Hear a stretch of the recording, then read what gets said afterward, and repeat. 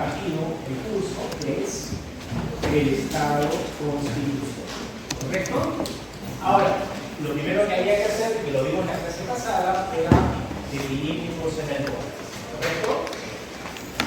Y básicamente, en torno al poder, decíamos, hay dos características muy importantes, ¿no? Lo primero que necesitamos es coacción material, o sea, esa capacidad de influenciar, condicionar o obligar a que los demás hagan lo que uno quiere, ya sea a través de la fuerza física, a través de la fuerza económica o a través de la fuerza psicológica. Pero para que esa coacción material configure propiamente poder, necesitamos que se ejerza de manera legítima, ¿no? En otras palabras, para hablar de poder necesitamos coacción material y legítima. Ahora, dentro de la legitimidad decíamos que tiene que ver con la escala de valores, producto de la cual cada comunidad considera importante y acepta tanto al gobernante como lo que éste ordene, ¿correcto? Esa escala de valores es relativa. No todas las comunidades, no todos los pueblos valoran las cosas de la misma manera o valoran lo mismo. Por eso es importante ser tolerante con la diversidad, porque lo que nosotros valoremos como relevante, no necesariamente las demás comunidades o pueblos van a estar en la misma página que nosotros. Pero eso no quiere decir que no haya cierto nivel de certeza respecto de lo que es legítimo y legítimo. Porque si yo me quedo solamente con ese concepto moral, a la larga no tengo mayores elementos para poder establecer límites y controles al poder. Porque queda en lo que moralmente cada quien crea según su real saber y entender. Por eso es que nosotros decíamos que dentro de los diferentes tipos de legitimidad de los cuales ya hemos conversado, tanto por el momento, origen, ejercicio, como por el sustento, carismática, tradicional y racional legal, nosotros apostamos por la legitimidad principalmente, aunque no exclusivamente, pero principalmente la legitimidad racional legal. Y si decíamos que la legitimidad es esa escala de valores que cada comunidad considera importante, nosotros hemos racionalizado esa escala de valores y la hemos juridificado, ¿no? La hemos legalizado, y por eso es que la norma sobre la base de la cual vamos a poder determinar con cierto nivel de certeza, lo legítimo o lo ilegítimo es en base a la Constitución, ¿no? Porque finalmente esta es la norma que nace de este pueblo o comunidad, cuya escala de valores o principios yo necesito conocer para poder mantenerme dentro de la legitimidad. ¿Correcto hasta ahí? Sin embargo, decíamos que esta norma, llamada Constitución, no va a ser suficiente para lo que nos interesa, que es limitar el poder. ¿Por qué? Porque esta norma, recordemos que pretende hacer demasiado o muy poco, ¿no? Pretende hacer muchas cosas por muy poco. Por ejemplo, pretende regular todo el entorno que nos rodea, vocación normativa, pretende perdurar en el paso de los años, desde el momento en que se dicta hasta el final, vocación de permanencia. Y no olvidemos que lo que va a asegurar, sobre todo, que se mantenga vigente y se cumpla, es un acuerdo político, lo cual necesita de cierto nivel de apertura en la Constitución. Dadas estas vocaciones que la Constitución pretende atender, no nos basta con la Constitución. De hecho, producto de estas vocaciones, la Constitución va a presentar vacíos, ambigüedades, redundancias, contradicciones, y es ahí donde nos damos cuenta de la necesidad de desarrollar el panorama, el marco constitucional. Hay cosas que la Constitución no me va a decir intencionalmente, no lo va a hacer. Pero hay autoridades a las que nosotros las hemos facultado para que completen y desarrollen ese programa constitucional. Por eso está vinculado con lo que hemos visto de los poderes constituidos, ¿verdad? Van a ejercer esas funciones que nosotros le hemos confiado. El legislador, los jueces, los magistrados del Tribunal Constitucional, la Presidencia de la República. Esas funciones van a ser ejercidas presuntamente conforme con la Constitución. Y producto del ejercicio de esas funciones es que se va a desarrollar entonces la legalidad, ¿no? Lo que quiere decir decir entonces es que la legalidad es una proyección de lo que nosotros hemos depositado en la Constitución y entendemos que lo que hemos depositado en la Constitución es lo que va a determinar lo legítimo o lo ilegítimo. ¿Correcto? En otras palabras, la legitimidad de un Estado constitucional se proyecta en la Constitución y esos parámetros constitucionales se van a proyectar en la legalidad para que funcionen como límites al poder y que el poder que el Estado ha recibido no lo ejerza así de forma tan libre. ¿Estamos claros hasta ahí? No olvidemos que también hemos visto en la clase pasada que la legalidad se presume que es una proyección de la Constitución y mientras no haya autoridad que lo declare lo contrario, que derogue, modifique, que la declare inconstitucional, esta presunción se mantiene, ¿verdad? Pero es una presunción absoluta relativa, relativa, ¿correcto?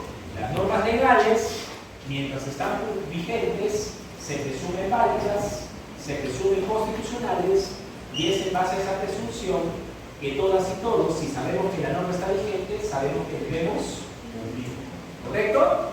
Pero esta no es una presunción absoluta porque, de hecho, por eso hay mecanismos de control para determinar qué tan cierto es que esa norma legal es conforme con la Constitución.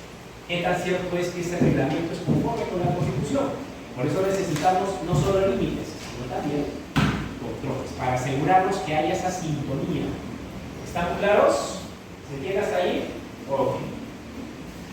Esta legalidad, sin embargo, va a aplicarse a toda forma de poder, a todo ámbito y en que haya una autoridad. Esto significa entonces que la legalidad se aplica tanto al ámbito privado como al ámbito público. ¿Correcto hasta ahí?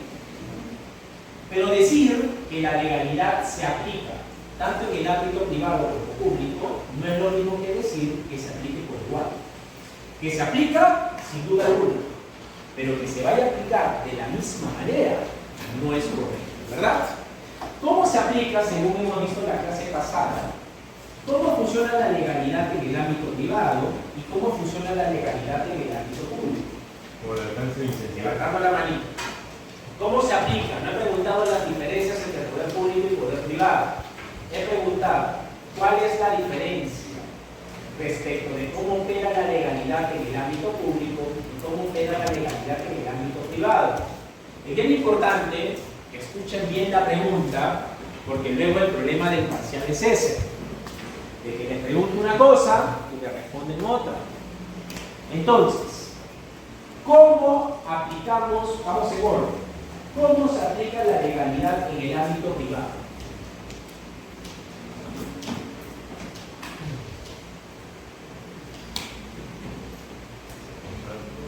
Bien, prometedor. Prometedor. Ese parcial está a escasas 3 semanas, ¿no? Uy, ay, ay. Y de acuerdo con las notas de algunos controles, prometedora, de verdad, prometedor el futuro que les espera. A ver, recuerden lo que decía, por lo que quería hacer recordar el doctor Cutipa. El doctor Cutipa decía alcance e intensidad. ¿A qué hacía referencia el doctor Cutipa? No a cómo se aplica la legalidad, sino a las diferencias entre el poder público y el poder privado. Acuérdense que si bien ambos son poderes, van a bostezar, me agarran la boquita, por favor, porque si no me entero hasta lo que ando en un lado. Entonces, esa legalidad, ¿por qué se va a aplicar de manera diferente? Porque el poder público y el poder privado no están en el mismo nivel. Se distinguen por su alcance y por su intensidad, y dadas esas diferencias, si recordamos lo que hemos explicado sobre el principio de igualdad, por equiparación, por diferenciación, la legalidad necesariamente se tiene que aplicar de forma diferente, no de la misma forma.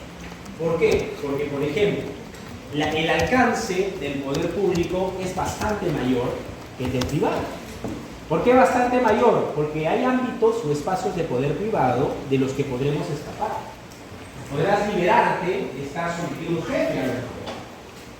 Pero incluso si te liberas de un jefe, tienes tu negocio y te va bien, igual vas a tener al Estado retirándote la nota. Por ejemplo, a partir de hoy día, oficialmente, ya podemos pagar impuesto a la renta. Así es un bien listo. ¿Ah? ¿Qué es eso? Es un día triste para mí.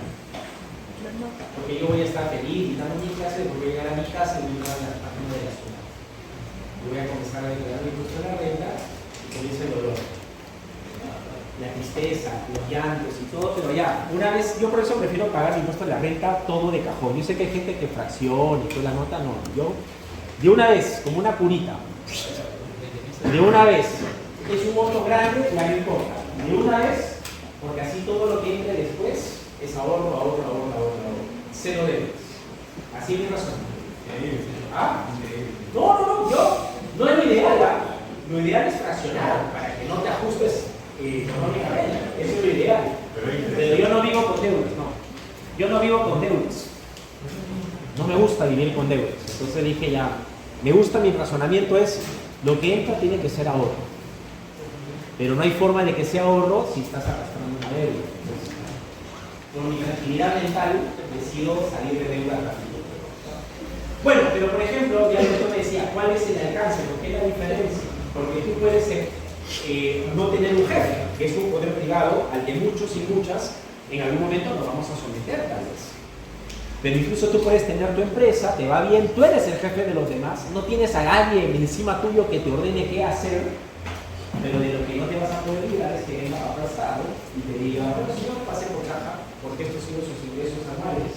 Y usted, si bien ha estado pagando mensualmente tanto, le falta este cachito para poder sacar el pago total del impuesto de la renta. Por eso se llama regularización de declaración anual. Porque mensualmente vas pagando, pero luego el Estado hace la suma de tu ingreso en el año y dice, uy, pasaste este porcentaje, tienes que pagar más. Tienes que pasar por caja. Mi recomendación, consejo financiero, páguenlo por tarjeta de crédito, para que por lo menos saquen millas. O sea, por lo menos saca millas, o sea, trata de ganarle algo a ese monto que vas a pagar. Yo lo pago tarjeta, saco millas, abono, eso es otro consejo. Si vas a pagar con tarjeta, lo recomendable es, pagas tarjeta y abonas a la tarjeta inmediatamente. Si tienes el dinero. Si no tienes el dinero, entonces fraccionas y pagas lo que tienes en tarjeta y abonas a la tarjeta inmediatamente. ¿Para qué? Sacas millas y no generas intereses. Entonces el banco no gana. Tú estás pagando tus impuestos, pero por lo menos estás ganando algo, que son tus millas para irte a Disney, irte a Ica, Arequipa, que comprar tu pasaje, algo sacarás. Pero hay gente que no hace eso, que pasa tarjeta, oye, qué bien tener liquidez. Sí, claro, luego viene la facturación y no sabes cómo. Entonces, eso por ejemplo es algo de lo que no se van a poder librar ustedes, por más que pongan su estudio y ustedes sean sus jefes, eso de todas maneras van a tener que hacer. Esa es la diferencia de alcance. El poder público siempre está presente en tu vida. El poder privado dependerá, pero el poder público always. Y lo otro era la intensidad. Yo no necesito del poder privado para desarrollar un gran número de actividades. Basta con mi libertad y mis derechos. Pero por más que tú seas titular de esos derechos, hay actividades que para ejercerlas no necesitarás del privado, pero sí necesitarás del poder público. ¿Por qué? Porque el poder público, para empezar, te tiene que autorizar. No, que ahí me llega el gobierno, me llega el Estado, yo soy liberal, ¿quién es el Estado para decirme qué hacer y qué no hacer? Está bien, la sigo viendo. Y luego viene el Estado, te quita el carro por no tener bebé, te cierra el negocio por no tener la licencia de funcionamiento. Entonces, hay actividades, inevitablemente, para desplegarlas, por más derechos que tengas, tienes que someterte a un procedimiento ante el Estado para que él te autorice a hacerlo. ¿Estamos claros? ¿Qué pasa, como decía, si yo no le hago caso? Bueno, el Estado va a frenar, va a frustrar esa actividad que yo estaba desarrollando. Me clausura el negocio, me quita el carro. Y por si eso no fuera suficiente, el Estado, sin perjuicio de cerrarte el negocio y quitarte el carro, te va a sancionar. Te va a imponer una multa y dependiendo de la gravedad de la infracción, incluso puedes terminar en la cárcel. Eso privado no. Eso lo puede hacer público. Intensidad. Dadas esas importantes diferencias, por eso decíamos, el principio de legalidad, si bien se aplica a ambos poderes, si esas diferencias que hemos advertido son sustanciales entre el poder público y el poder privado, no puedo someter al principio de legalidad ambos poderes de la misma forma, ¿correcto? Si las diferencias son importantes, tengo que diferenciar, no equiparar, ¿correcto? Y en esa lógica, si diferenciamos la aplicación del principio de legalidad entre el poder privado y público, ¿qué es lo que tenemos? Como el privado no está prevenido de esas facultades que tiene el público, ¿bien? Como el privado no está prevenido de esas facultades que sí tiene el poder público, entonces no nos preocupa que el privado actúe con la regla de la libertad, porque él no puede hacer lo que sí puede hacer el Estado. Por eso que en el ámbito privado la legalidad funciona en términos de que nadie está obligado a hacer lo que la ley no manda, ni impedido de hacer aquello que ella no prohíbe. Así funciona en el ámbito privado. La regla, ¿por qué digo que es la regla de la libertad? Porque salvo que la ley te obligue, o salvo que la ley te impida, es decisión tuya. ¿Se entiende? Cuando ustedes conduzcan un vehículo, esto se hace patente. Cuando tú estás manejando y tienes la duda, ¿puedo dar la vuelta en U? No, ¿puedo dar la vuelta en U? Si no hay letrero que te diga prohibido dar la vuelta en U, en principio, ¿qué se entiende? Puedes. Porque opera la regla de que lo que no está prohibido está permitido. Por eso que tú vas a la carretera o en la pista y vas a ver que hay señalizaciones, porque en el hotel, como saben que lo que están manejando son privados, particulares, mortales, como nosotros, para que algo no se pueda hacer, el Estado te tiene que decir, no puedes hacer eso, ¿no? Por eso tiene que pintar la línea en amarillo, tiene que ponerte el circulito de prohibido de dar la vuelta en U, el círculo así de prohibido, y así sucesivamente.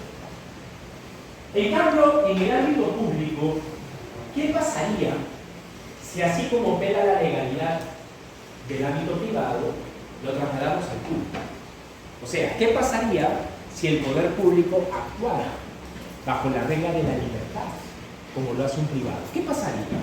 Perdería poder. ¿Cómo? Perdería poder. ¿Quién pierde poder? El público, porque el público es el que garantiza que las reglas se cumplan obligatoriamente. Le preocupa más que el Estado pierda poder. Le preocupa que lo vean desde la perspectiva del Estado y no cómo lo afectaría a usted principalmente primero. El poder también, el Estado ya no garantiza un bienestar de los ciudadanos, porque si cualquiera puede incumplir un reglamento, mi vida puede ser riesgo. Como usted dice, Okay. si irá según cuando no es debido, pero el poder público pues lo permite, en todo caso podría poner en riesgo mi vida. Ok, más o menos. Interesante. A ver, pónganse en ese supuesto como decía el doctor. A ver, imaginen una facultad del poder público que no tenga el privado e imaginen que su ejercicio pueda llevarse a cabo en términos de que lo que no está prohibido está permitido. ¿Pueden abrir las ventanas de allá atrás? ¿No tienen calor ustedes allá atrás? Esto es un sauna. Allá atrás, doctor, ¿puede ayudarme por favor abriendo la ventana? Yo hizo primero una pregunta, pero me pregunta y después la respuesta. ¡Ah! Dios mío. ¿No siente cómo corre la brisa? Por Dios. Me parece el fuego de la brasa, Dios mío. Ok, entonces, antes de responder su inquietud, mi querido doctor, pónganse en el escenario de que el poder público pueda ejercer esas facultades que hemos señalado, autorizar o no el desarrollo de ciertas actividades privadas, suspender o clausurar actividades que los privados ya estaban desarrollando, o imponernos sanciones bajo la regla de que lo que no está prohibido está permitido. ¿Qué pasaría? Pónganse en ese escenario. ¿Todo sería bonito? Paz y armonía. A ver, ¿quién se anima? El derecho de otro prevalenciría sobre el público. En términos simples, doctor, un ejemplo.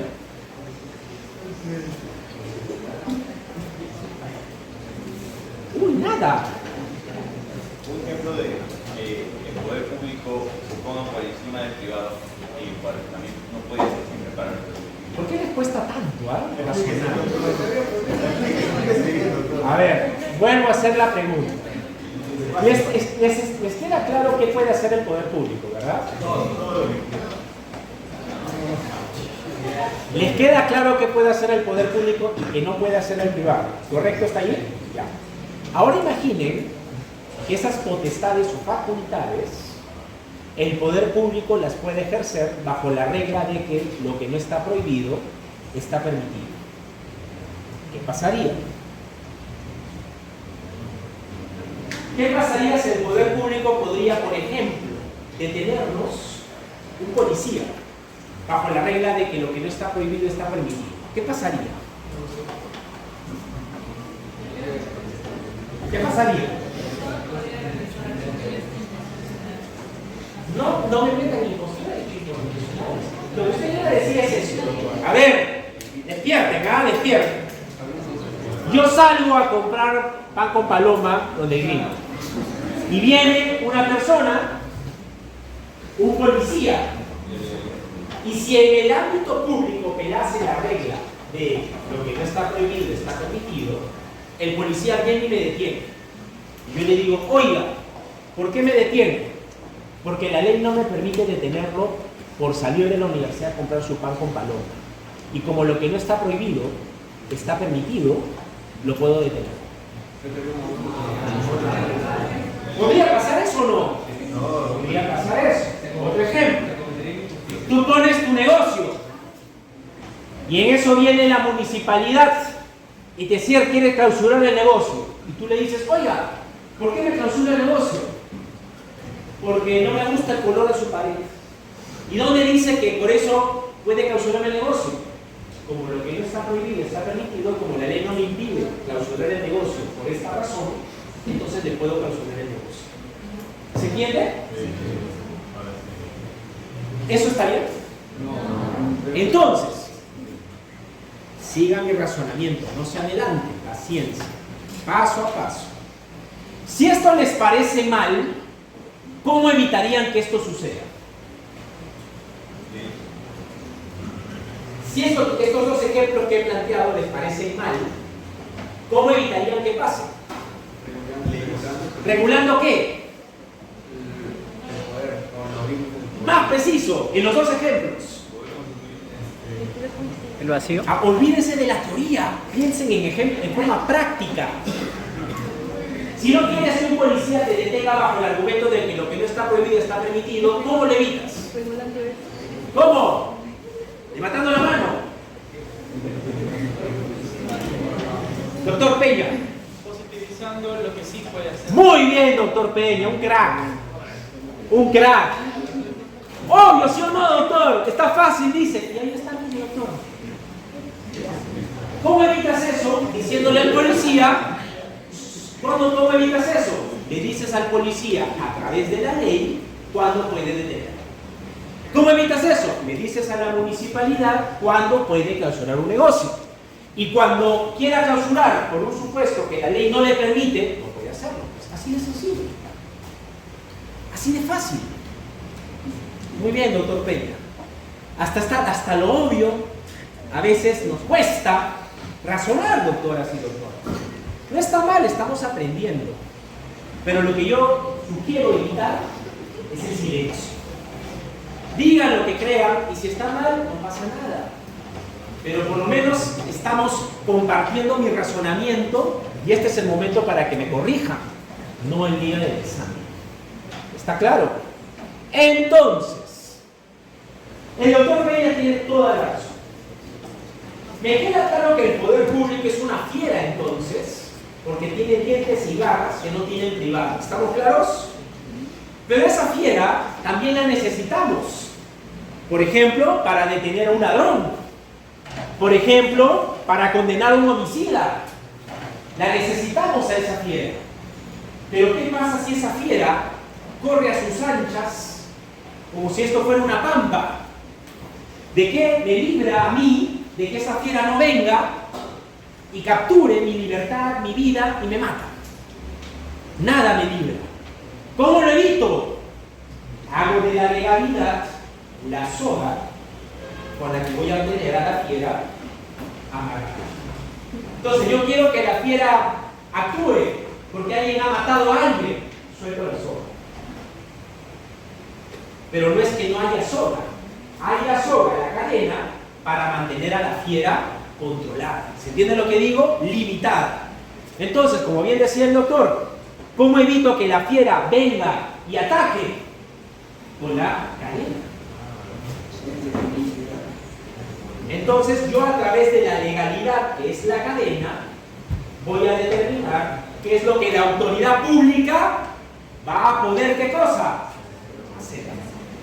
Y lo que no está previsto legalmente, entiendo que la autoridad pública no lo puede hacer.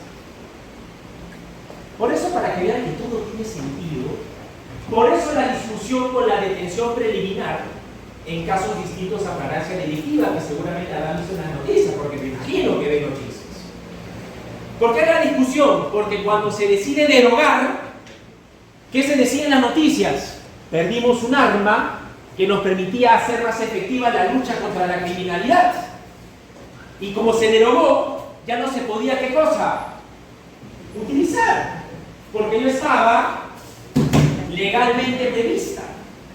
Ahora que se ha restablecido, ahora nuevamente se puede utilizar la herramienta, porque ya está legalizada, ya existe, ya la autoridad la puede utilizar.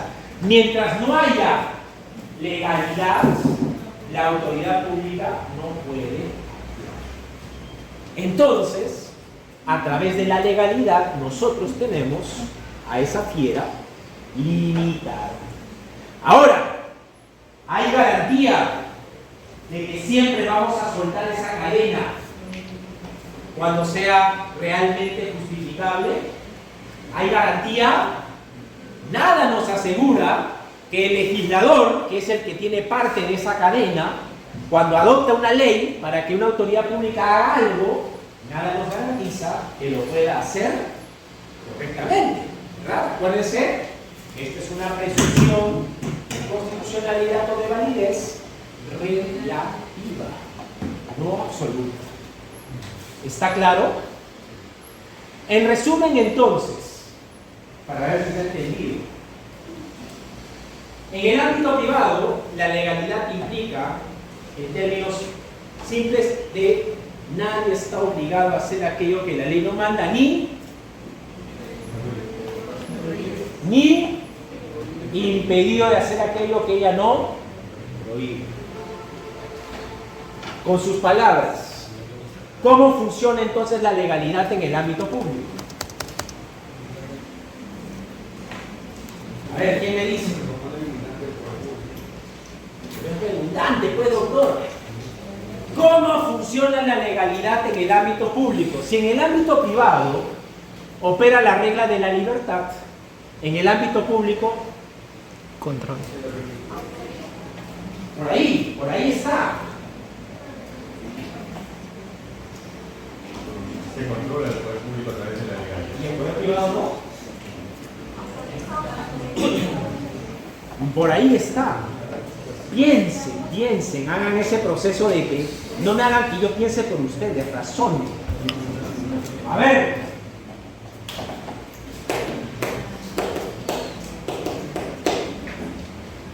A ver, en el ámbito privado vuelvo a decir, en el ámbito privado opera la regla de la libertad. El privado no está obligado a hacer aquello que la ley no manda y no está impedido de hacer aquello que ya no prohíbe. Es decir, si yo quiero limitar al privado, a través de la ley le voy a decir, no puedes hacer esto, o le voy a decir, tienes que hacer esto. Pero si la ley no dice ni una cosa ni la otra, ¿quién decide? Nosotros. ¿Correcto? En el público, ¿qué onda? A ver, ¿qué onda en el público? Doctora, por favor, ayúdenme. Me gusta, va por ahí, está tibio. ¿Se limita a lo que se puede hacer y solamente eso se hace? Ok, mejor todavía. La autoridad pública para actuar necesita habilitación legal. En otras palabras, la autoridad pública solamente podrá hacer aquello que la ley le le habilite, le autorice a hacer. Si la ley no le habilita, si la ley no le autoriza, si la ley calla, la autoridad pública no puede hacerlo. Pero por eso es interesante. En el ámbito privado, si la ley calla, sí se puede hacer. En el ámbito público, si la ley calla, no se puede hacer. Simple, fácil.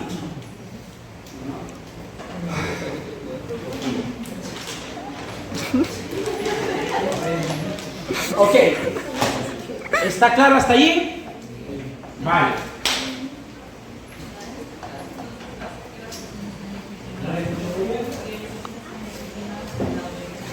Claro, o sea, si yo, por eso recuerden lo que les dije en la clase pasada, ¿por qué se suele equiparar lo legal con lo legítimo? Porque entendemos que lo legal es conforme con la Constitución. Por lo tanto, mientras actúes conforme a ley, estarías actuando de forma legítima. Pero eso es una presunción, que no es absoluta. Tanto es así que esas presunciones no son absolutas, que por eso necesitamos control. Si yo pusiera mis manos al fuego y yo dijera, la autoridad pública siempre hace todo aquello que la ley le permite, sin margen de error, eso es una utopía, eso no va a suceder, eso no va a pasar. Con dolo, por intención o por culpa, me confundí, puede ser que esa legalidad no sea respetada, o inclusive que esta misma legalidad no sea constitucional, también puede ser. ¿Se entiende lo que estoy diciendo? Por eso no podemos claudicar al control. El control es indispensable, necesario, es una garantía. ¿De qué te sirve limitar? Sin control no sirve de nada. ¿Está claro? No sirve de nada. ¿Está claro? ¿Preguntas hasta aquí? Ah, si eres autoridad privada, ¿qué he dicho? Sí lo puedes hacer. Si eres autoridad pública, no lo puedes hacer. Usted quiere, por ejemplo, que la policía o las Fuerzas Armadas, frente a la seguridad ciudadana, haga más de lo que está haciendo. Su primer escollo es ver qué es lo que pueden hacer por ley. ¿Quiere que haga más? Tendrá que ampliar sus facultades, no solamente por ley, sino revisando si constitucionalmente pueden hacer más. Primero es aquí, luego aquí y aquí. ¿Está claro? Cuidado que tenemos 3 semanitas para el momento decisivo, el parcial. Es un quiebre. Es un quiebre ese parcial. Es un quiebre, de verdad es como el modo de calmar. Les pasa que ese parcial ya están cada vez más cerca del premio millonario. Quienes no pasan el parcial, ya tienes el primer control y te ha tocado, ya tienes la nota de tu avance. Entonces, cuidado. ¿Hasta aquí está claro? Ok. Con esto que hemos conversado hasta aquí, ya tenemos cómo se limita el poder, marcando las diferencias entre el poder público y el poder privado, inclusive. ¿De acuerdo? Repito, no se me distraiga. Hasta aquí hemos desarrollado esto. ¿Por qué digo hemos desarrollado esto? Porque hemos definido qué cosa es el poder. Y si ustedes escuchan, desde la sola definición del poder ya hay límite. Porque no cualquier expresión de fuerza es poder, sino que tiene que ser legítimo. Ya le estás poniendo una condición para que sea poder en un estado constitucional. Pero esa condición requiere estar en alguna medida objetivada para que funcione realmente como límite. ¿Qué hemos hecho nosotros? Lo hemos depositado en la Constitución. Para que si no haya quien me diga, eso es lo que tú crees que es lo correcto. No, la Constitución tiene principios, tiene valores, tiene límites que debemos respetar. Estos límites constitucionales no son suficientes porque el poder se va a ejercer de forma concreta y específica y la Constitución no llega a esos casos concretos y específicos. Necesitamos entonces el desarrollo de ese marco constitucional. Ese desarrollo, que va a ser la legalidad, va a aplicarse en ambos ámbitos de poder, privado y público. Pero no se puede aplicar exactamente de manera semejante, porque aquí hay mayor intensidad y alcance que justifica que mientras aquí opera la regla de la libertad, aquí mejor opera la regla de que lo que la ley diga es lo que vas a poder hacer. Si la ley calla, tu autoridad pública no puedes actuar. ¿Está claro? Muy bien. Todo esto que yo he dicho, sin embargo, ¿qué garantía tenemos de que vaya a cumplir? ¿Qué garantía? A ver, ¿quiénes me dirán o me pueden decir, profe, hasta acá tenemos la vida resuelta, esto va a pasar, así que perfecto, hasta ahí nomás? Nadie puede decir eso. ¿Por qué? Miren, yo soy poder privado y yo podría cometer una arbitrariedad contra ustedes también. ¿Podría cometer una arbitrariedad? Podría pasar. Soy un ser humano, me puedo equivocar. Por ejemplo, a veces pasa que en los controles de lectura, a veces pongo mal y la respuesta es correcta. Me puedo equivocar. Sí, claro, ahora que les voy a entregar su control, puede suceder. Eso nos demuestra que por mucho poder que tenga, público o privado, con los límites no basta. Porque tenemos que contar con los mecanismos que aseguren el respeto de esos límites. ¿Estamos claros? Yo les he prometido, escuchen, yo les he prometido que si tú aciertas a las 5 preguntas del control, vas a tener ¿qué cosa? 20. Y puede ser que tú hayas acertado y yo te he calificado mal. Por eso tienes que controlarme tú a mí. ¿Cómo? Te voy a entregar la nota y voy a darte las respuestas. Y esa actividad que vas a hacer hoy día es una actividad de control. Para ver si yo te he calificado correctamente tu control. ¿Se entiende? Si el profesor no te da el solucionario, ¿cómo sabes tú que te he calificado bien? Podría ponerte una nota arrojadiza y ya está. Por eso en sus trabajos, recordarán víctimas de ciencia política, yo no solamente pongo nota, te pongo una rúbrica con el puntaje y te pongo comentarios. ¿Por qué? Porque mereces saber qué es importante. Y eso te permite también tú evaluar y decir, ah, ya, me faltó esto, me faltó lo otro, control. ¿Están claros? Bueno, así como en el ámbito privado, aquí, en esta relación docente-alumno pasa, con mayor razón tiene que pasar ¿dónde? ¿Con mayor razón dónde? ¿Dónde? En el poder público. Maldita sea. Dios mío. Vamos, doctores. Estamos dormidos, todavía es ahí. Acuérdense que el poder privado no es tan peligroso. Pero el poder público te puede mandar a la cárcel siendo inocente. Te puede quitar tu carro de manera injustificada. Hay una ley, que es bueno que sepa, hay una ley que se llama Ley de Extinción de Dominio. Está vigente. Y es una ley en virtud de la cual el Estado te está quitando inmuebles y los está usando con la mera sospecha de que los has obtenido ilícitamente. Esa ley está vigente y se está aplicando. Hay una demanda de inconstitucionalidad en manos del Tribunal Constitucional, que todos estamos contando los días para cuando salga la sentencia. Porque mientras no salga la sentencia, esa ley se presume constitucional y por lo tanto se está aplicando en base a esa presunción. Y hay gente que en este momento no tiene su carro, no tiene su casa, porque el Estado se lo apropió. Se dan cuenta que no hay garantía de los límites que se cumplan. ¿Qué garantía hay? La Constitución establece cuándo el Estado se puede expropiar, que ahora la ley de extinción de dominio es como una expropiación facultada. Y hay un agravante. Si esa ley sale inconstitucional y el Estado tiene que devolver esos bienes, acá hay un pequeño problema. Es como si el Estado, yo lo hubiera alquilado viviendo todos estos meses y no recibido ni un centavo. Porque el Estado los está usando, esos bienes. Sí, claro. Y no paga ni una renta. Ah, entonces, ¿Basta con limitar? ¿Basta con decirle al poder público lo que puede hacer y lo que no puede hacer? No.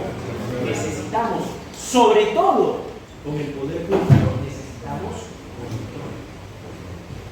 Con el poder privado también, obviamente. Pero más nos interesa, sobre todo, respirarle la nuca al poder público. Pero el poder privado no sería más difícil de controlar. ¿Por qué? Porque lo que no está prohibido está permitido. Entonces, bajo ese podríamos decir que las personas podrían hacer cuando no está. Le voy a poner una cosa muy simple.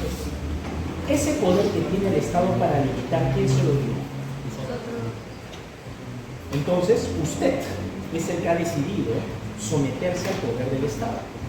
Yo, Estado, para decirte que algo está prohibido, lo tengo que precisar claramente, porque no soy ese Estado absoluto que, producto de que tú me has dado esa cuota de poder, puedo pasar como un aplanador. Entonces, yo soy responsable de cómo ejerce poder. No te puedo trasladar a ti esa responsabilidad. ¿Se entiende? Ponerte un ejemplo. Por eso que existe en materia penal el principio de tipicidad. ¿Por qué es importante el principio de tipicidad en materia penal? Porque el delito tiene que estar tan claramente fijado como para que tú sepas que lo que estás haciendo no te va a llevar a la cárcel. ¿Se entiende? Entonces el Estado tiene la tarea, no nosotros. Para eso le hemos dado esa función. Él tiene la responsabilidad de precisar lo prohibido. Porque yo voy a actuar bajo la regla de que lo que no esté prohibido está permitido. Y eso es mi derecho porque soy titular de la libertad. No es que yo tengo libertad porque el Estado me autoriza a ser libre.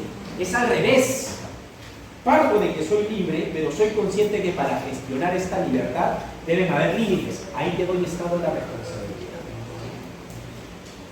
Ahora, dicho esto entonces, ahora vamos a pasar a hablar de control.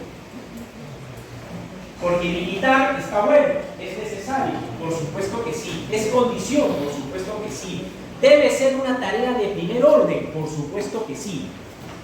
Pero limitar no basta, no es suficiente. ¿Por qué? Porque la autoridad público-privada a la larga no es otra cosa que un ser humano colectivo. Y ya sea por intención y mala fe, o por culpa, pero puede ejercer esa cuota de poder que le hemos dado arbitrariamente. Entonces necesitamos inevitablemente control. Y el control, recuerden lo que yo les digo, es una garantía.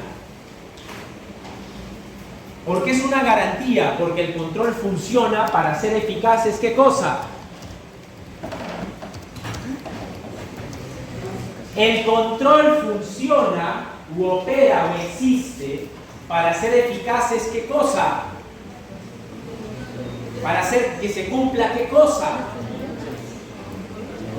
Los límites. Si no, ¿qué vas a controlar? ¿O en base a qué vas a controlar? Si no es en base a los límites.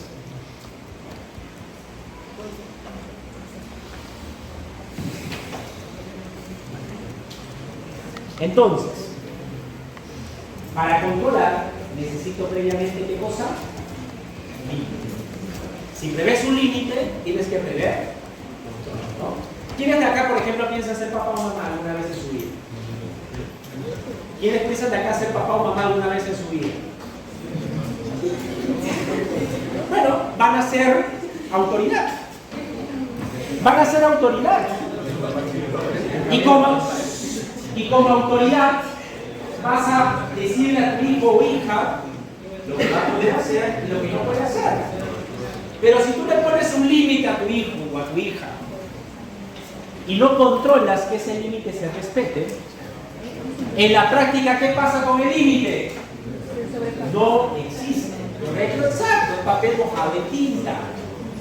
Tú le dices, llegas a las 3 de la mañana. Si llega a las 5 con el pan y tú te pones a tomar desayuno con ella o con él para que te cuente y te chismee qué onda con la fiesta, ¿va a llegar a las 3 de la mañana la persona que se vaya de juerga? No puede. El límite sirve para volar. ¿Estamos claros?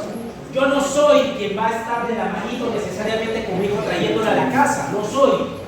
Y para no obligarme a hacer eso, le doy libertad. Salvo. Pero hasta esta hora. Le estoy dando un límite, pero debo velar porque se cumpla el límite. ¿Está claro? Entonces, nosotros limitamos poder privado y poder público. Pero tenemos que ponernos a pensar en qué pasa. Doctor, aquí adelante. Ya me pasé de ustedes. Ahí. Venga acá, doctor. Usted, por favor, aquí adelante. Doctor Valera, se sienta por favor del lado derecho dejando una carta. Parece colegio, de verdad.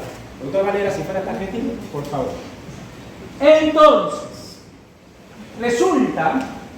Ahí, por favor, doctor. Muchas gracias. Entonces, si yo voy a limitar al poder público y voy a limitar al poder privado, necesito. Y el control sí debe estar garantizado. ¿Se entiende lo que digo? Porque claro, tú no puedes garantizar que se cumplan los límites, pero lo que sí debes garantizar es que tenga que haber control. Porque si no hay límites y no hay garantía de control, entonces ahí sí estamos a merced. ¿Estamos claros? Para que haya garantía de control, hay un principio clave que vamos a tener que estudiar en detalle. Pero para llegar al principio, vamos a poner ciertas condiciones que debe reunir el control. Y ustedes se van a dar cuenta que esas condiciones las garantizamos a través del principio que vamos a estudiar. Pero primero pensemos en las condiciones. Una primera condición para que haya garantía de control, vamos a ver.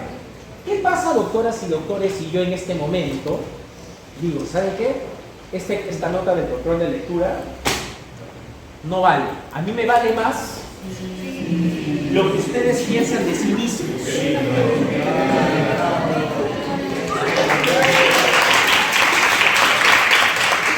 Esa valoración personal, esa autopercepción, esa autoestima es más importante que cualquier cosa.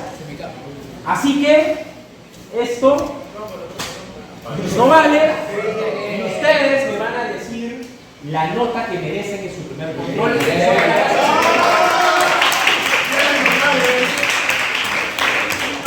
Pregunta: ¿cuántos y cuántas se jalan? La verdad, ¿cuántos y cuántos se jalan? La doctora Cruz se jala, mire qué honestidad. Un valor tan venido a menos, muchas gracias, doctora Cruz. ¿Quién más se jala? Nadie más. Y les puedo asegurar que hay más jalados. ¿Saben eso qué demuestra? Que para que haya garantía de control tiene que haber una primera condición: imparcialidad. Imparcialidad.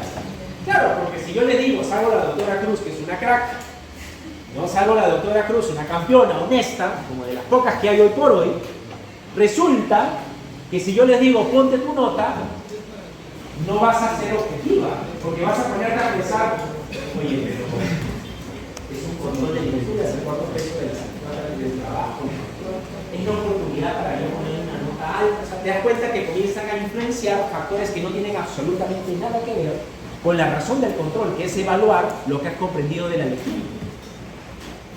Entonces, la primera condición clave para que haya garantía de control es la imparcialidad. No hay garantía de control si eres juez y parte. Es muy simple, no hay garantía de control si eres juez y parte. Si tú te autocontrolas, yo no tengo certeza de que vas a hacer ese ejercicio objetivo. ¿Se entiende? Muy bien. Segunda condición para que haya garantía de control. Segunda condición. A ver, doctoras y doctores, supongamos, ¿saben qué es lo que me falta en la joya de la corona de mi colección? Algo de mi papi Chris Evans. Me falta algo en mi colección de Chris Evans. Me falta.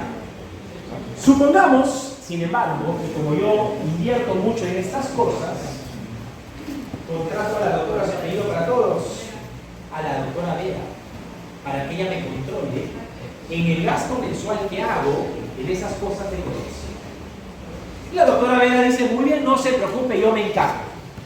Y entro a una subasta donde está el escudo, el casco de Capitán América firmado por Chris Evans. Y yo comienzo a subastar, emocionado. Y ahora sí, mi papi, vamos. Plin, plin, plin, plin, plin. Y de pronto, no hay fondos. No hay fondos en la subasta. Y me llama la doctora Vera. Doctora Vera, ¿qué onda? ¿Qué ha pasado? No tengo fondos. Ah, no, es que ya superó el límite mensual para gastar en esas cosas. Para eso usted me contrató. Usted gasta, yo lo controlo. Imparcialidad, ¿se dan cuenta? Hemos separado quién gasta y quién controla. No es la misma persona, hay imparcialidad. ¿Qué creen que puedo hacer yo con la doctora Vera en ese preciso instante o momento? ¿Cómo? La despido. En one. En una. Porque ¿cuál es el problema? Porque ella no puede controlarme de manera efectiva. Porque ella, ¿qué cosa? Ah, vinculado con eso, está muy bien. No hay equilibrio. ¿Qué falta aquí? ¿Autoridad? Ella está subordinada. Ella está subordinada a mí, ella depende de mí. Para que haya garantía de control tiene que haber independencia entre quien va a controlar y quien va a ser controlado. Porque si está subordinada a mí, cuando ella me quiera controlar, yo le digo, ¿sabe qué, doctora? Esto no está funcionando. Muchas gracias. A la señora y sigo ahí con mi papi, dice. ¿Se entiende? ¿Se dan cuenta? Entonces, ¿cómo puede haber garantía de control si la autoridad que debe controlar está subordinada a la autoridad que debe ser controlada? En el momento que incomodas, cualquier parecido en el Estado no es coincidencia. Por ejemplo, los ministros del presidente de la República. Ustedes han leído la lectura para el control. Se supone que los ministros le deben decir, en teoría, al presidente de la República, no compadre, yo no voy a firmar esa vaina, ¿no? Qué crueldad, ¿ah? Qué crueldad. Es por una anécdota del curso pasado. ¿Cuánta crueldad veo por ahí? Supuestamente hay amor, ¿no? Supuestamente. En fin, ahí dejo sembrada la semilla de deportes. Entonces, escuchen. Los ministros los traemos ¿para qué? Para que le digan al presidente, oye compadre, no voy a firmar. Porque el que va a pagar los datos rotos por esta tontería soy yo. No firmo. ¿Y el presidente qué hace? Ah, escucha, ni modo. Lo vota y trae otra persona que firme. ¿Por qué eso funciona así? Porque los ministros están subordinados al presidente de la República. Entonces el presidente de la República tiene a los ministros para que pongan el pecho por él, más que otra cosa. Por eso yo les he dicho varias veces, ¿quién es el ministro o ministra? Porque suena muy seductor, evalúa bien con qué gobierno y en qué condiciones. Porque claro, vas a poner ex ministro del Estado, pero vas a terminar firmando cosas que probablemente luego pueden generarte ola. Yo siempre le digo al final, lo que uno deja aquí no es el tamaño de la billetera, es tu nombre. Entonces eso traten de cuidarlo lo más que puedan, porque finalmente no se trata de validación de terceros, sino de actuar conforme a lo que tú consideras es lo correcto, independientemente de que para los demás les parezca bien o mal. No hay nada mejor que recostar la cabeza todas las noches en la almohada diciendo, me odiarán, pero sé que lo que hice fue lo correcto. Bueno, entonces, independencia, imparcialidad. Dos garantías necesarias para que haya control. ¿Hasta ahí está claro? Tercera condición para que haya garantía de control. Y vamos a poner un caso ya más jurídico, ¿ya? Para que no digan, no, que todo lo saben y después vamos a ver un caso real, un caso jurídico. Supongamos que la doctora Ortiz, nuestra delegada estrella, ¿ya? Ella está felizmente embarazada. ¿Ya? Y yo soy su jefe.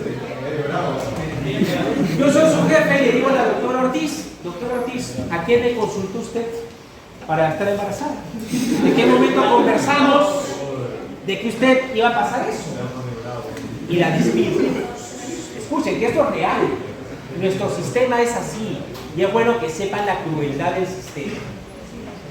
La doctora Ortiz no me tiene que a mí consultar absolutamente nada. Eso está más que obvio. Pero ¿para qué? Para mí, que ella esté embarazada es ¿qué cosa? Costo.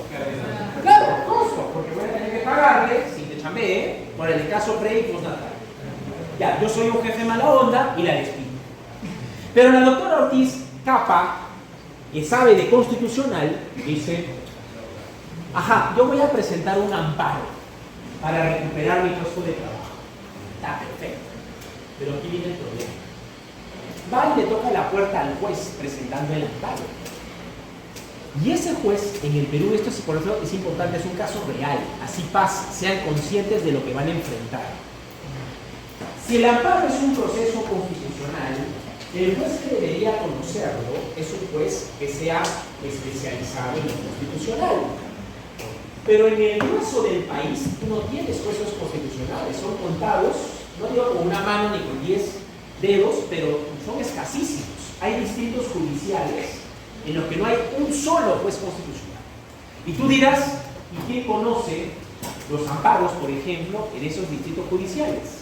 El juez civil especializado mixto, que es el juez que conoce de todo: laboral, contencioso, familia, constitucional. Ya por sus caras se pueden dar cuenta del horror, y no lo digo por ellos, porque hacen un esfuerzo tremendo el hacer esa chamba, cambiándose de sombrero, de juez civil, juez laboral, juez de familia. Esa es una chamba que yo me envidio y valoro, porque hay que ser bien capo para hacer todo eso. Pero, ¿cuál va a ser el problema? Que la doctora Ortiz presentó su amparo, y el juez competente al cual ella llega es un juez civil especializado mixto. El detalle es que la doctora Ortiz, por la premura de recuperar su puesto de trabajo, ella solamente ha alegado que le violaron su derecho al trabajo, porque ha sido despedida. Entonces ella dice, me han dejado sin chamba, y yo necesito la chamba para mis exegeos médicos y la vida que está por venir. Entonces presenta su amparo alegando violación del derecho al trabajo. El juez civil especializado mixto recibe la demanda de la doctora Ortiz, y si ella ha alegado violación solo del derecho al trabajo, el juez en principio llega por un principio que se llama congruencia procesal. Un principio que se llama congruencia procesal. Ese juez solo debería pronunciarse sobre la violación de ¿qué derecho? Al trabajo, que es lo que ella alega.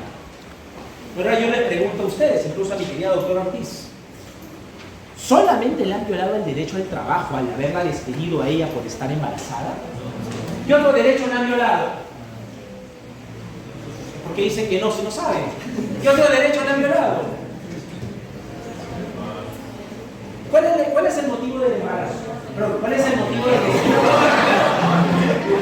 ¿Cuál es el motivo del despido? Ya, ¿y eso qué cosa es? Alguien dijo por ahí, discriminación. Eso es discriminación, porque solamente las mujeres van a quedar embarazadas y por lo tanto es una causa prohibida para despedir, pues. Si no sería un despido para un sector particular no justificado. No lo sé.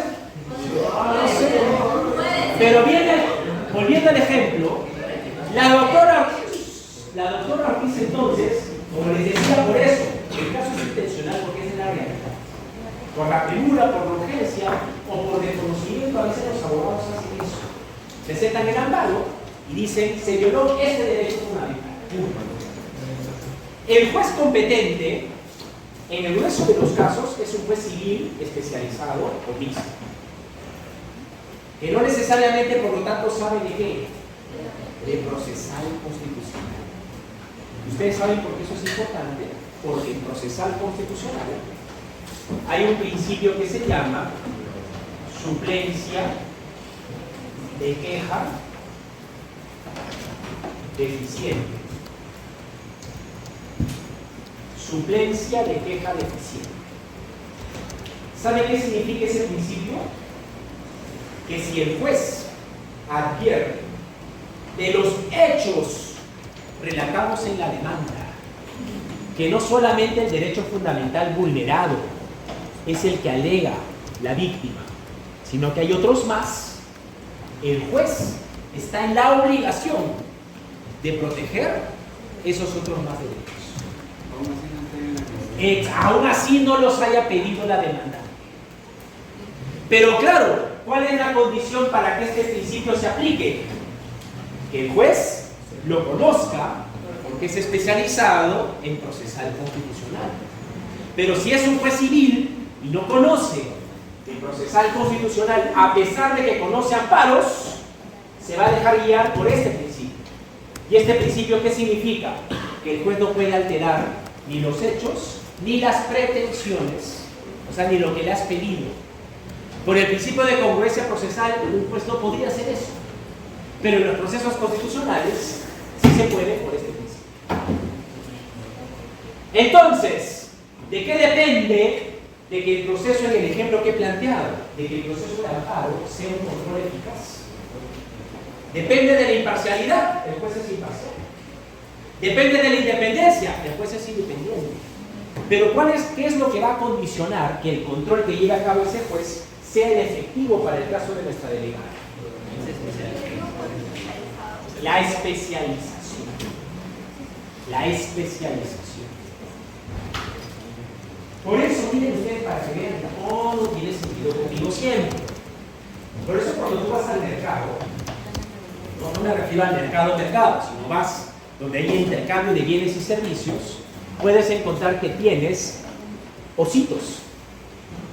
Los 3 ositos. Ositel, Osinermín y Ositran. ¿Por qué existen esos 3 ositos?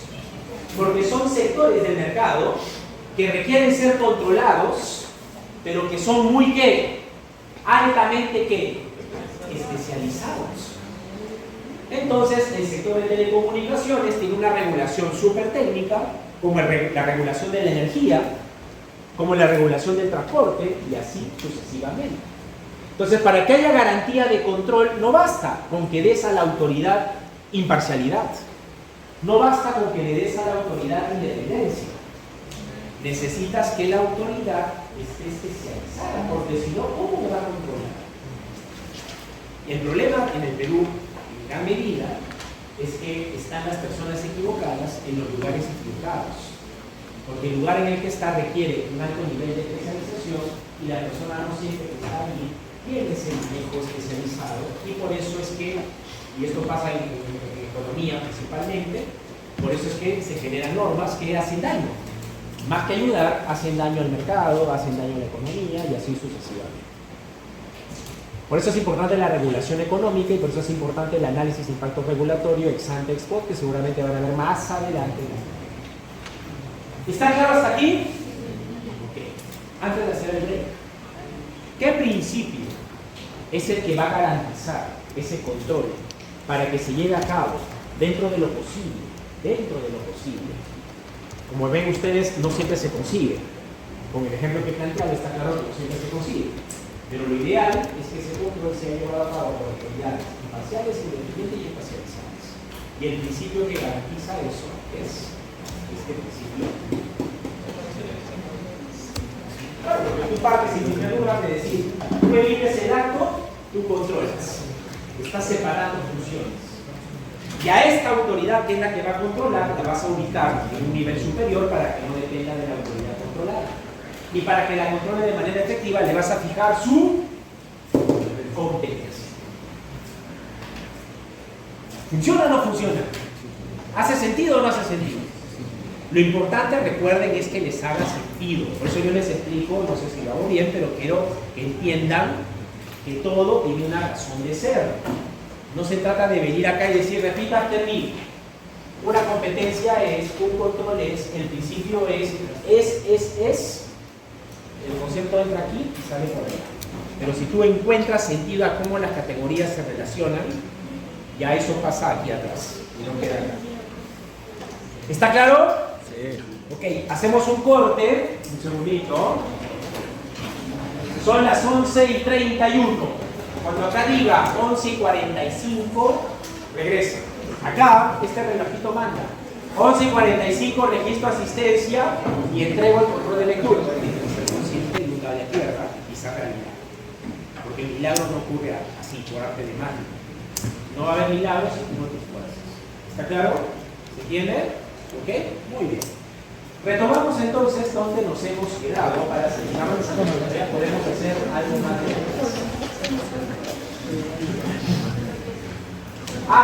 antes que se me olvide, ese control de lectura que veo que lo han doblado como parece una servilleta, guárdenlo, porque yo les he dicho que yo voy a traer mi laptop y les voy a dar su promedio de tareas académicas face to face.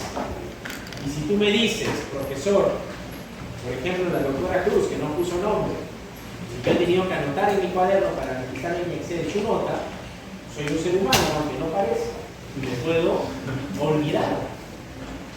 Claro, yo le puedo promediar un 0 a la doctora Cruz y no se la Cruz.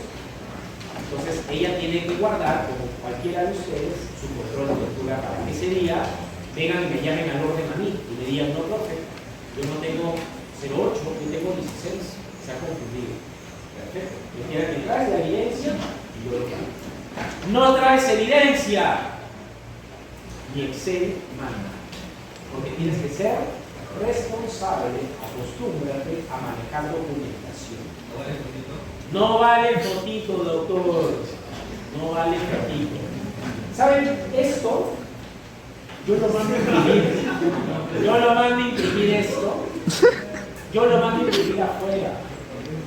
Yo les hago esto. Por lo menos guárdenlo para que de algo sirva el día que se tengo notas. Doctor, pues si le hice una raya, o sea, porque usted dijo, no, pero usted dijo una buena alternativa y yo para estudiar de ahí le marqué la buena alternativa. Sí, yo les he dicho, No de mala fe. yo no puedo presumir ni la buena fe ni la mala fe porque es una evaluación que por eso la hago así, objetiva. Pero usted me conoce. Sí. Eso es subjetividad, justamente. Eso es subjetividad y justamente yo no evalúo subjetivamente por eso. Usted me conoce, pues, no. Las reglas de juego son las mismas para todos, independientemente de que me caigas bien y me caigas mal, las reglas se te van a aplicar. Entonces para la próxima ya sé. De hecho yo tengo que gente que le guarda mucho cariño, pero si se me porta mal en la clase le voy a llamar la atención. Porque esa es mi responsabilidad. Límites y control. ¿Ya? Tal cual, doctor. Muy bien. Entonces, continuamos. El principio decíamos que va a garantizar ese control tan importante, independencia, imparcialidad y especialidad. Ese principio es el principio de separación o división de poderes. Ahora, ese principio de separación o división de poderes, doctoras y doctores, es un principio que para ustedes no es nada nuevo, porque lo habrán revisado, escuchado, estudiado en otros cursos a lo mejor. Esto quiere decir que es un principio, miren ustedes, súper antiguo, tiene siglos. A pesar de eso, sigue siendo igualmente importante. ¿Y eso por qué? Porque la preocupación que justifica el principio no ha perdido vigencia. Hoy por hoy seguimos. A eso me refería, doctor, cuando le hice la seña. Yo sabía que eso iba a pasar y no me hizo caso. Yo tengo poder telepático, yo le dije, así le hice al celular y se cae. Por eso tengan cuidado. Entonces, ¿qué pasa con el principio? Que podrá ser muy antiguo, porque repito, la preocupación de fondo del principio no ha cambiado. Si pensamos en sus orígenes, para empezar, se le atribuye a este señor llamado Montesquieu, ¿verdad? ¿Se acordarán algunos? Bueno, no es justo, ¿no? No es justo, porque Aristóteles en la política ya hacía referencia al principio, así que no es justo que digamos que él es el fundador, creador, que lo desarrolla con bastante más detalle y que lo precisa en sus alcances a propósito de evaluar la monarquía inglesa, por supuesto que sí. Pero desde esa etapa hasta la fecha, pese a que el principio se ha mantenido vigente, no es que se haya mantenido exactamente igual a como cuando se formuló en ese contexto. ¿Por qué? Porque es un principio que se va adaptando al mismo tiempo de que el Estado va cambiando. Porque recuerda que el germen, el origen, la razón de ser del principio es que si aceptamos que hay autoridades que tienen una cuota de poder, lo último que nos podemos permitir es que ese poder esté reunido en una sola entidad. porque eso genera que no haya, para que vean que todo tiene sentido, que no haya control, pues, porque yo decido y yo me controlo, no hay nadie más, yo soy el amo y señor. Eso genera o abre la puerta al absolutismo, a la tiranía, a la dictadura y demás hierbas. Entonces, necesitamos que haya repartición de competencias para que haya ese control y haya ese equilibrio como una aspiración para que no haya una sola autoridad que sea la que necesariamente haga y deshaga. ¿Correcto? Eso, que es lo que marca el origen, el germen, para evitar que haya absolutismo, tiranía, se mantiene. Pero no quiere decir que el Estado se haya mantenido inalterable desde ese entonces a la fecha. El Estado ha cambiado, el Estado ha evolucionado, el Estado ha crecido.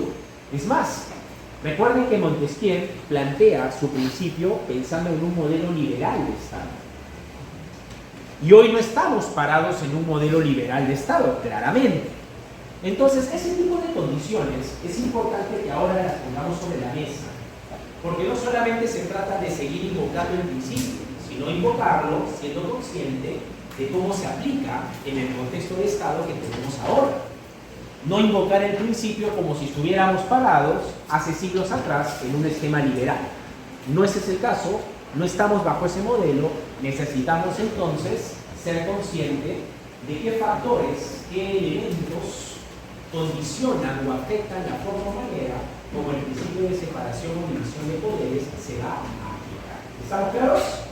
Entonces vamos a mencionar a continuación 4 factores, 4 elementos que son los que habría que tener presente justamente para comprender cómo es que ese principio, pese a mantenerse vigente, ha sabido adaptarse a estas nuevas condiciones que presenta el Estado conforme se le ve hoy en día. Primera condición, eso de que hay poderes del Estado, doctoras y doctores, me lo sacan de su cabeza.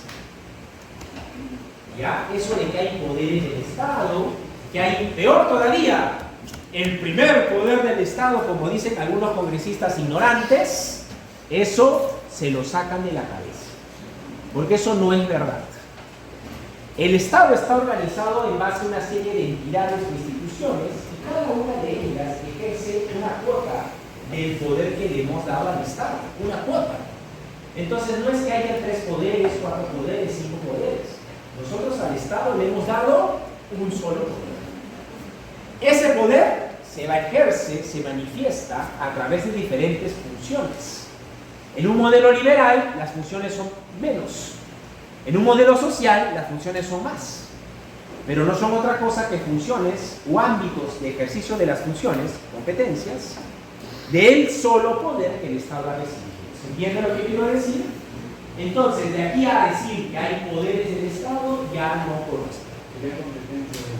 Tenemos entidades, ¿correcto? Cada cual con una función o competencia producto del poder del Estado que le hemos confiado. Eso es.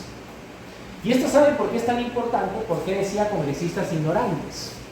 Porque mientras sigamos calificando a ciertas entidades como poderes del Estado y a otras entidades como organismos constitucionales, pensamos que entre ellos hay jerarquía, porque pensamos que unos están por encima del otro. Cuando no es así, el Tribunal Constitucional, efectivamente, la Contraloría General de la República, la Oficina Nacional de Procesos Electorales, el Jurado Nacional de Elecciones, la Junta Nacional de Justicia son tan autónomos como el Congreso, como el Ejecutivo o como el Judicial. Tan autónomos, igualmente autónomos. Lo que los diferencia son las funciones o competencias que cada cual ejerce. Esa es la diferencia. Pero de ahí a que uno se llame poderes y por lo tanto supuestamente están en un nivel superior, eso es falso. ¿Estamos claros? Entonces, primer elemento a tener en cuenta, por eso es que, si ustedes se han dado cuenta, cuando en algunas ocasiones hemos hablado, yo suelo decir poderes del Estado y hago así, porque para mí no existen, pero así los denomina nuestra Constitución. ¿Está claro? Primera razón. Segunda razón, o segundo factor, conforme el principio de separación o división de poderes se entendía originalmente, Yo les decía que era un modelo liberal el que se había visualizado cuando agarra fuerza el principio con Montesquieu. Y ustedes dirán, ¿y por qué es importante eso del modelo liberal? Porque recuerden que un Estado liberal se caracteriza por tener competencias mínimas. ¿Correcto? Mientras más pequeño es el Estado, más espacio para la libertad. Esto explica por qué en la fórmula original básicamente se entendían como solamente 3 competencias estatales relevantes: legislar, ejecutar lo legislado y juzgar. La pregunta del millón ahora es si esas 3 competencias son las únicas que ejercen estas entidades que calificamos en su momento como las únicas indispensables: poder ejecutivo, poder legislativo y poder judicial. Y la pregunta es importante porque esto quiere decir que originalmente el principio configuraba estas 3 competencias, legislativa, ejecutiva y judicial, como competencias excluyentes. ¿Qué es una competencia excluyente? Es una competencia que si tú la tienes, eso de por sí te aparta de la posibilidad de asumir otra competencia adicional. ¿Se entiende? Te excluye. Yo, por ejemplo, le voy a dar al doctor la competencia para juzgar, y si es una competencia que yo se la confío a título excluyente, eso a él lo excluye, lo aparta de la posibilidad de asumir una competencia adicional. ¿Por qué se entendía así? Porque la idea, recuerden, es separar competencias. Entonces tú juzgas, tú legislas y tú ejecutas. No hay posibilidad de que él asuma otra función que no sea la ejecutiva, no hay posibilidad de que él asuma otra función que no sea la legislativa, y no hay posibilidad alguna de que el doctor asuma otra función que sea la judicial. Y punto. ¿Se entiende? La pregunta es si hoy por hoy eso sigue siendo así. Es decir, hoy, por ejemplo, el Congreso, mal llamado poder legislativo, podemos decir que asume la función legislativa, sí la asume, pero haber asumido esa función ha excluido la posibilidad de que asuma otras funciones. Todo lo contrario. Hoy, además de la función legislativa, ha asumido más funciones e inclusive algunas de esas funciones son hasta más importantes que la de legislar. Por ejemplo, control político. Hoy los congresos suelen estar en las primeras planas de los diarios por censuras, por vacancias y no precisamente por las leyes que aprueban. Entonces, la función de control político, por ejemplo, no era una función considerada como propia de esta entidad. Pero hoy por hoy, conforme el Estado se ha vuelto más complejo, entendemos que es un papel o rol que el Congreso tiene. Así como esa función, hay otras funciones que paulatinamente al Congreso se le hemos ido confiando. La función de representación, la función de fiscalización, la función presupuestaria. Es decir, yo no podría seguir diciendo en la actualidad que esas clásicas competencias o funciones sean a título excluyente. Mira el Ejecutivo, que hoy, además de que gobierna y ejecuta lo legislado, tiene otros ámbitos en los que ejerce otras competencias u otras funciones, que va más allá de gobernar. Entonces, segunda razón a tener en cuenta para aplicar el principio de separación o división de poderes en la actualidad es que competencias o funciones que en el pasado eran excluyentes, hoy ya no lo son. ¿Está claro? Tercera razón. Bajo la idea de que estas competencias además debían ejercerse a título exclusivo en la versión original del principio. ¿Qué es una competencia exclusiva? Es una competencia que recae en una sola entidad y ella es la única que la puede ejercer. En la versión original del principio, la competencia, por ejemplo, legislativa o la función legislativa se entendía como exclusiva del Congreso. Hoy, ¿sigue siendo exclusiva del Congreso? No. ¿Quiénes más legislan en el Perú, por ejemplo? El Ejecutivo, las municipalidades, los gobiernos regionales. Entonces, esa competencia o función legislativa hoy es, antes era exclusiva, hoy es compartida. ¿Está claro? Entonces, para terminar, ese principio como decía, será muy antiguo, pero lo vamos a seguir invocando. Que lo sigamos invocando no significa que lo estamos trayendo al presente sin tener en cuenta cómo ha cambiado el entorno del aparato estatal para ser eficaz. Los factores que pueden ser relevantes para comprender cómo se aplica este principio hoy es la unidad del poder, cómo competencias que antes eran excluyentes hoy ya no lo son, y cómo es que competencias que antes eran exclusivas hoy son compartidas. Pero hay una cuarta razón que vamos a ver la próxima semana, que tiene que ver con los organismos constitucionales. Porque si tú vas a la versión original del principio, en teoría, solamente tendríamos tres entidades con autonomía constitucionalmente garantizada: ejecutivo, legislativo y judicial. Pero tú vas ahora a la realidad que nos rodea y adviertes que tienes a su par, o sea, al lado, otras entidades que no son ni Congreso, ni Gobierno, ni Poder Judicial, pero tienen la misma autonomía y están en el mismo rango jurídico y político. Esos organismos constitucionales, cómo nacen, cómo se crean y cuáles son, es lo que vamos a ver la próxima semana. Hasta aquí. Preguntas, dudas o inquietudes. Nos vemos la próxima semana. Muchas gracias.